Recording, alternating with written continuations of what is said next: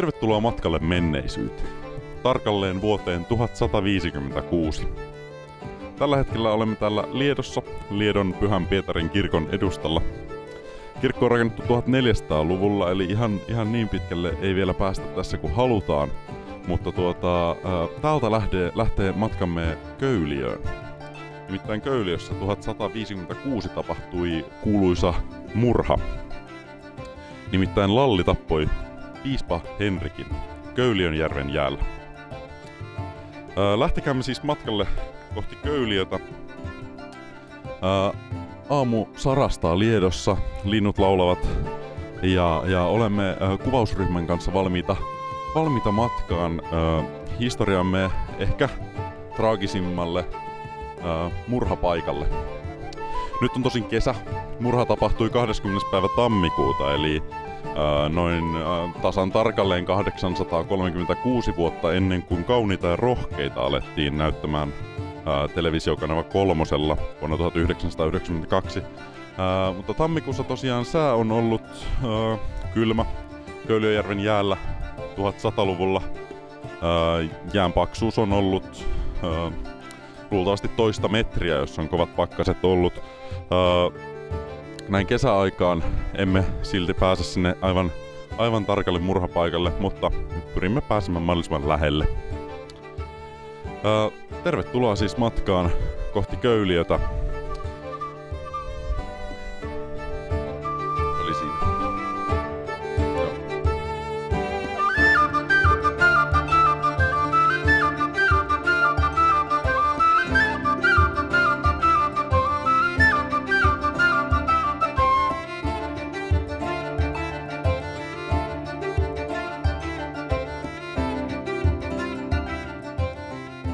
Nyt ollaan saavuttu kuvausryhmän kanssa Köyliöön. Köyliöön on semmonen tunnin ajomatka tuolta Liedosta ja aika suoraa tietä päästiin tänne tulemaan. Suoraa reittiä se piispa Henrik on tänne löytynyt. Lalli oli tosiaan köyliöläinen talonpoika. Tuolla Köyliönjärvessä on semmonen saari ja luultavasti siellä on ollut Lallin talo. Lalli on tosiaan 1100-luvulla täällä asustellut, viljellyt maata. Ja hänellä oli naisystävänsä, vaimonsakin, Kerttu, siellä myös pitämässä taloa pystyssä.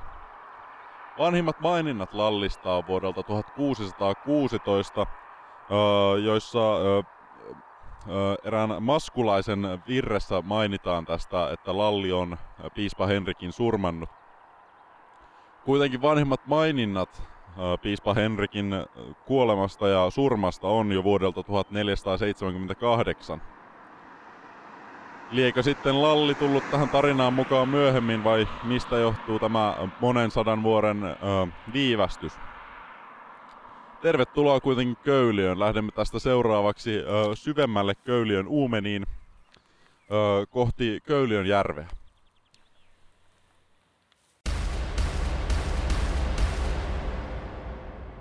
Lallin todellista alkuperää on epäilty paljon. Se, että onko Lallia ollut ollenkaan olemassa, sitäkään ei ihan varmaksi tiedä. Vielä 1930-luvulla kuitenkin Lallia pidettiin täysin todellisena, historiallisena henkilönä. Sen jälkeen tarinaa on alettu epäillä. Lallin nimi suomeksi tarkoittaa karhua tai isoa lihavaa miestä. Kuitenkaan tämä patsas tässä ei mielestäni vaikuta karhulta. Olemus toki on iso, lihavasta en tiedä.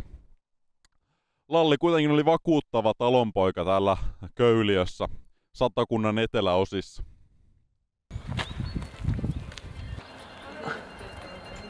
No niin, nyt me löydettiin täältä paikallinen kauppakeskus Köyliöstä. Logossakin näkyy Lallin kuva, eli Sale Köyliö, Satakunta, ja siellä on Lalli selkeästi merkittävänä henkilönä. Nyt me lähdemme haastattelemaan paikallisia ja kyselemään vähän, että mitä he tietävät Lallista. Tulkaa mukaan.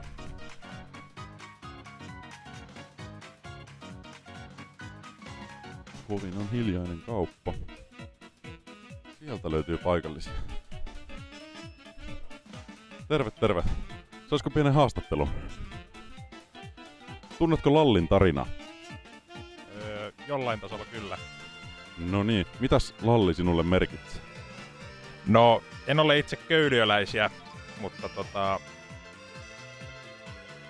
ei ole sillä oikein merkityksiä henkilön muuta kuin tarinan kannalta. No niin, tiedätkö paikallisista, kun täällä kuitenkin pyörit, että mitä he ajattelevat Lallista? Puhutaanko täällä usein Lallista? En ole tässä kassalla ainakaan kuullut, mutta kyllä hän on tunnettu ja tuossa on toi patsaskin tuossa pihalla, että... Kiitos. Etsitään sitten muita paikallisia. Terve. Oletko paikallisia? Mut tunnetko Lallin tarinaa? No kyllä mä sitten vähän on jotain kuullut. Merkitseekö se sulle jotain erityistä? Ei. Hyvää päivää. Saisiko haastatella muutaman kysymyksen? Tunnetko Lallin tarinaa? Jonkun verran, mutta en kovin tarkasti. No niin, oletko paikallisia? Asun nykyisin. No niin, kyllä. Lalli tosiaan täältä Köyliöstä on kotoisin ja merkitseekö Lalli sinulle jotain? Ei suoranaisesti.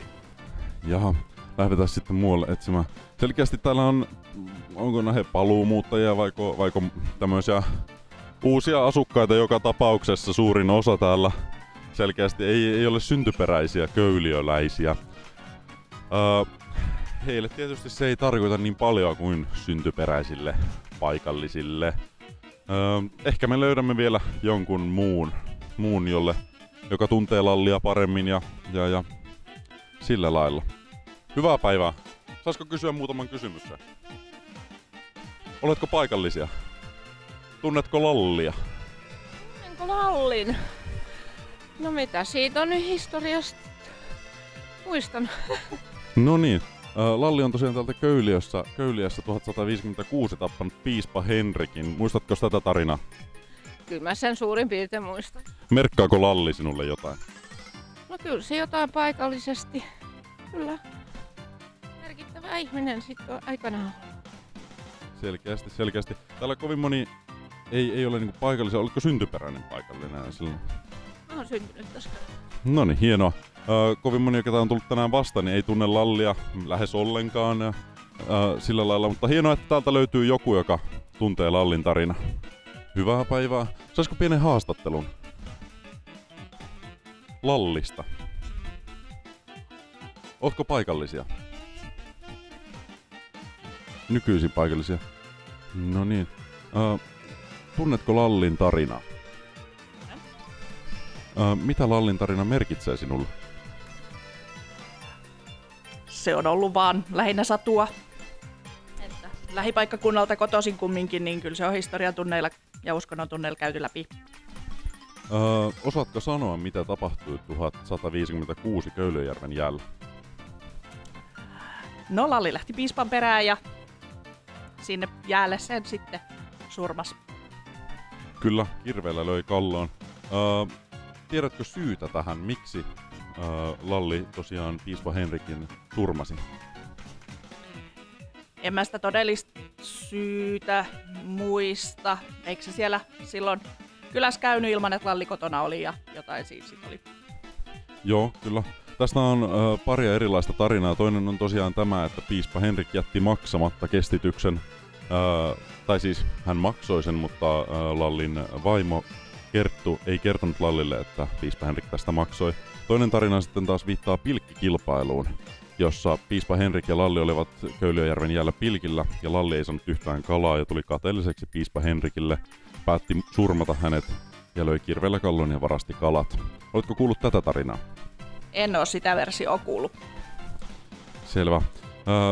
Selkeästi täällä tiedetään paljon Lallista, kun löytää niitä oikeita paikallisia ja satakuntalaisia. Kiitos haastattelusta. Kiitoksia. Trafiikkia löytyy entistä enemmän koko ajan. Selkeästi Köyliö heräilee tähän päivään. Hienoa, että löytyy paikallisia, tai yksi paikallinen sitten vielä, joka tunsi Lallia sen hieman enemmän. Mutta lähdetään nyt tutkimaan sitten näitä tärkeitä paikkoja Lallille.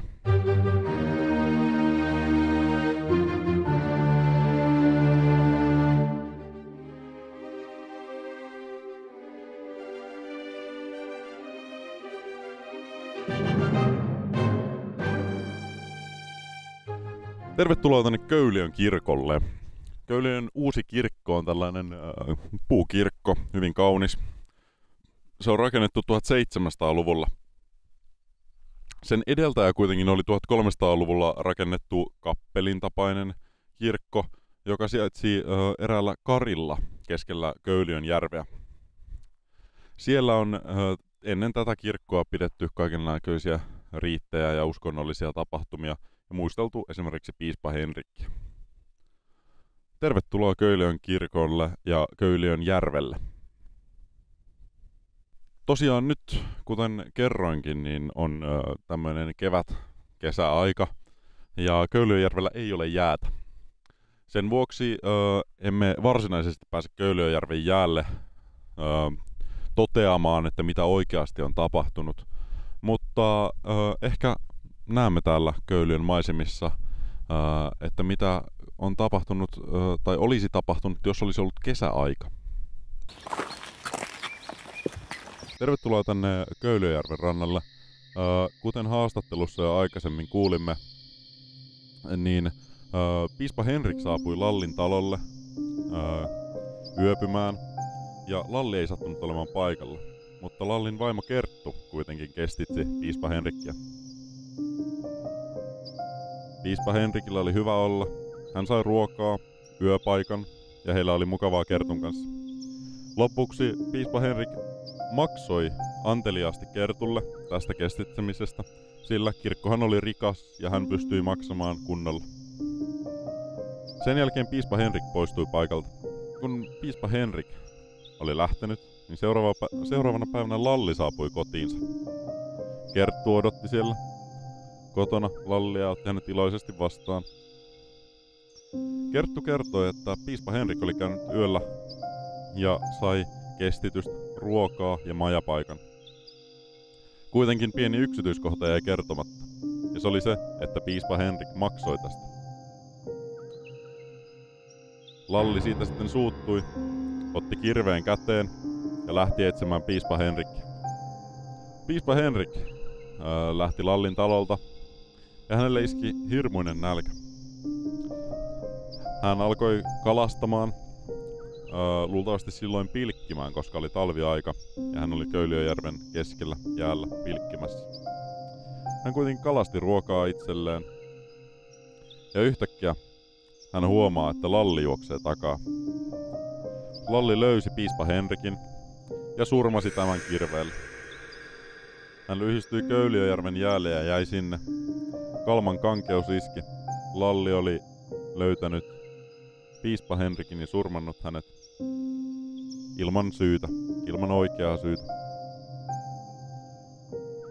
Ja kaiken tämän takanahan on Kerttu. Kerttu, joka valehteli siitä, että piispa Henrik ei maksanut, jolloin Lalli suuttui ja surmasi piispa Henrik. Toinen tarina piispa Henrikin surmaamisesta menee siten, että Lalli ja piispa Henrik osallistuivat Köyliönjärven jäällä järjestettäviin suuriin pilkkikilpailuihin. Piispa Henrik oli kova kalamies ja sai paljon kalaa. Lallilla oli huonompi kalatuu onni. Siitähän Lalli sitten kateellisena suuttui, löi piispaa kirveellä kalloon ja varasti tämän kalat. Sen jälkeen hän juoksi maalialueelle punnitsemaan kalansa ja hän voitti kilpailun. Tässä tarinassa taas Lalli on se syyllinen pahis. Mikä sitten on oikea tarina vai onko tätä ollenkaan tapahtunut? En tiedä. Koska tarina ei täysin ole kirjattu ylös, niin yksityiskohdat voivat olla sumennossa. Sitä, tappoiko Lalli oikeasti kirveellä piispa Henrikin, ei tiedä. Voi olla, että hänellä oli moottorisaha.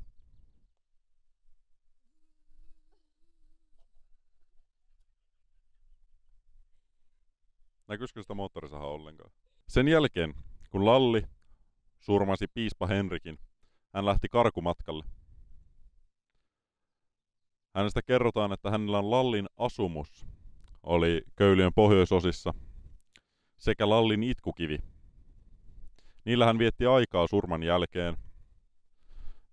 Itkukivi on nimetty itkukiveksi, koska siellä Lalli suri. Ja tämä kiven kerrotaan olevan märkä koko ajan Lallin kyyneleistä. Lallin asumus sijaitsee myös siellä Köyliön pohjoisosissa. Ja siellä Lallin kerrotaan asuneen surman jälkeen piilossa.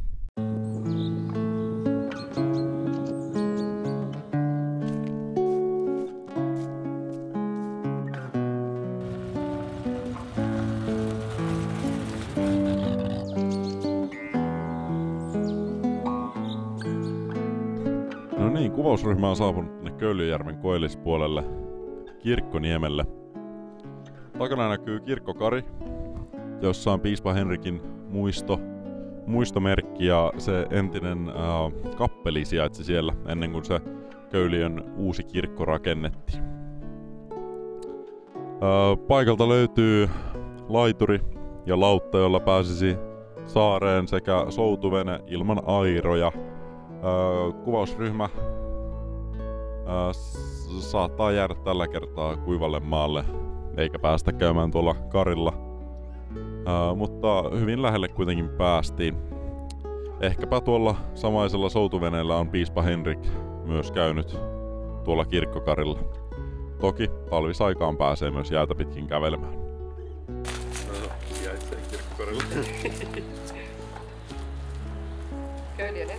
Kuvausryhmä pääsi kuitenkin liikenteeseen, airat löytyivät ja venekin vielä kelluu. Sikäli vankkaa tekoa lähes 1000 vuotta vanhaksi veneeksi. Edessä siintää kirkkokari, joka on siis pyhän piispa Henrikin muistopaikka. Ja Köyliön ensimmäinen kirkko. Se toimi 1400-luvulle saakka kirkkopaikkana, jonka jälkeen aktiivinen kirkon toiminta siirtyy tuonne uuden kirkon paikalle ja sitten se uusi kirkko, nykyinen kirkko rakennettiin 1750-luvulla. Sää on tyyni. Linnut laulaa ja ei oikeastaan aallokkoa.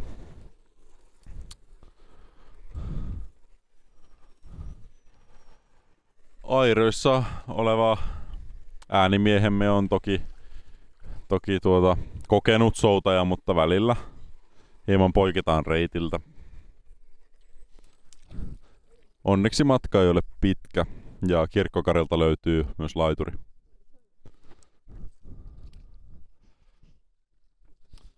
En yhtään ihmettele, että piispa Henrik tuli tänne kalastamaan. Sillä onhan tämä nyt kaunista seutua. Järvi ei ole kovin syvä ja se on hyvin kalaisa. Kyllä täällä kelpaa pilkkiä talvisin. Toki vaarana saattaa olla, että paikallinen talonpoika tulee ja lyö sinua kirveellä kalloon. Suosittelisin siis välttämään yöpymistä paikallisissa taloissa, sillä niissä voi olla kateellisia naisia. Ja olemme saapuneet kirkkokarille ja äänimies lähtee hakemaan vielä loppukuvausryhmää. Kirkkokarin soutuveneen airot kaipaisivat pientä öljyämistä.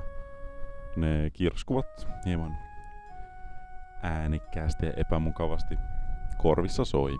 Soutuveneen kyydissä näyttää olevan tuttuja henkilöitä. Kirkkokarin veneen kyydistä näyttää löytyvän Lalli ja tämän vaimo Kerttu sekä kuvausryhmämme jäsen äänimies. Mitäköhän Lalli tekee täällä piispa Henrikin muistomerkillä? Ehkä hänkin suree tapahtunutta loppujen lopuksi. Kerttu ainakin on kovin kesäisissä tunnelmissa. Ja näin he saapuvat. Kirkkokarilta löytyy muistomerkki, jossa lukee Suomen apostolin piispa Henrikin muistolle.